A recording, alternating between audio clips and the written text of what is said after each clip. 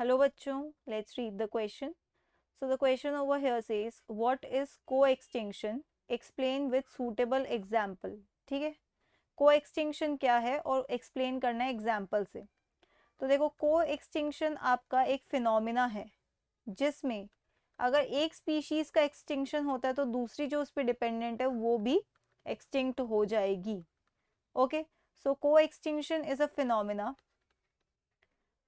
Co-extinction is a phenomena in which when one species becomes extinct,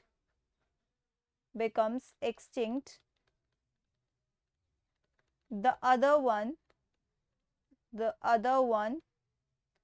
dependent on it, or you can rather write closely associated with it, the other one closely associated with it also becomes extinct. ठीक है, also becomes extinct. इसी को आप कहते हो को extinction.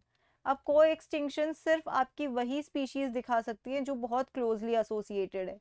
तो इनमें से एक एग्जाम्पल है आपका प्लांट पॉलिनेटर का, प्लांट पॉलिनेटर म्यूचुअलिज्म.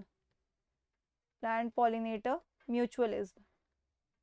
ओके, ये दोनों ही म्यूचुअलिज्म शो करते हैं. मतलब प्लांट को पॉलिनेटर से भी फायदा है और फायदा पॉलिनेटर को भी प्लांट से है. कैसे? प्लांट का जो सीड है वो डिस्पर्स करने में कौन हेल्प करेगा? पॉलिनेटर. और जो पॉलिनेटर है उसे प्लांट से क्या मिलेगा? उसे मिलेगा नेक्टर. ओके, तो मान लीजिए कि अगर प्लांट एक्सटिंक्ट हो जाता है, इफ प्लांट एक्सटिंक्ट, ओके, अगर प्लांट एक्सटिंक्ट हो जाएगा तो नो नेक्टर, और अगर नेक्टर नहीं रहेगा तो पॉलिनेटर भी नहीं रहेगा, नो पॉलिनेटर. मतलब पॉलिनेटर भी एक्सटिंक्ट हो गया. और दूसरा केस कंसिडर करते हैं जिसमें पॉलिनेटर नहीं है. अब पॉलिनेटर नहीं है, okay, if pollinator extinct, if pollinator extinct, then no seed dispersal, okay, और अगर सीड का डिस्पर्सल नहीं होगा तो नो प्लांट, और you can rather write no seed germination,